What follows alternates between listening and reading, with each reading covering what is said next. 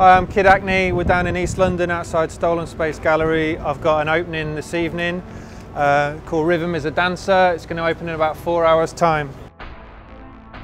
Yeah, to finish off, just need to paint this wisp of smoke, finish this installation on the ashtray. Another mini installation to do here, but I think we have time. Just waiting for paint to dry.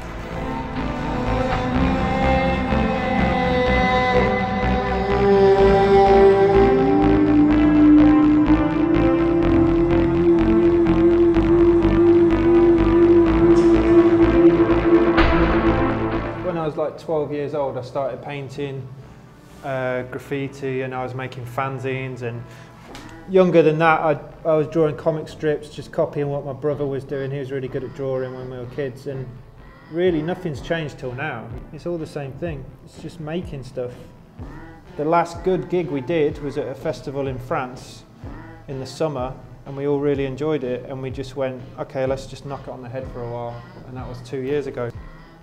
The music was all based on making hip-hop, and it's following a formula.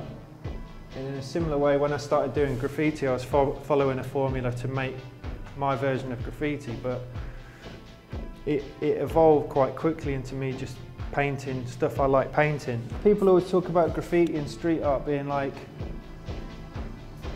a street level version of advertising, where you're promoting a name or concept or whatever, but you haven't got the money for billboards.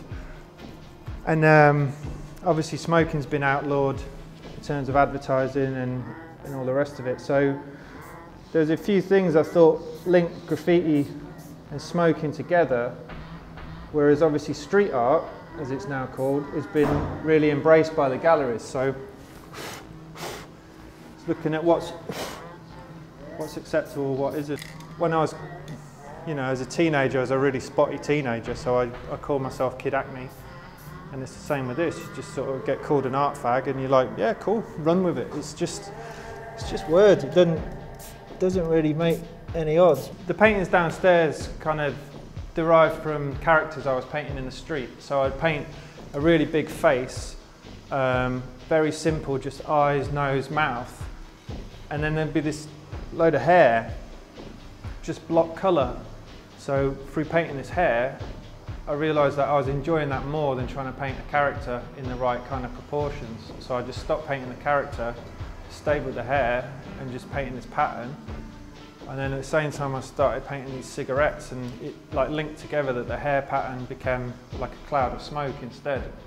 I suppose I'm known for painting characters, and you're always trying to challenge yourself and find other ways of exploring things. So it's quite nice to have that hand style or that mark that hasn't got my name on it, hasn't got my characters on it, but you can still tell that I did it.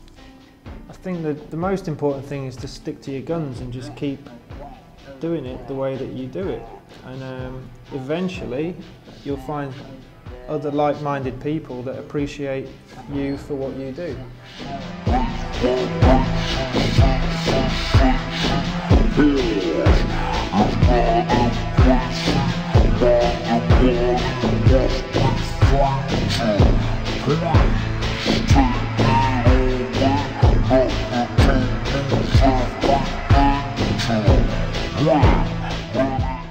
Here it is, just finished it on time.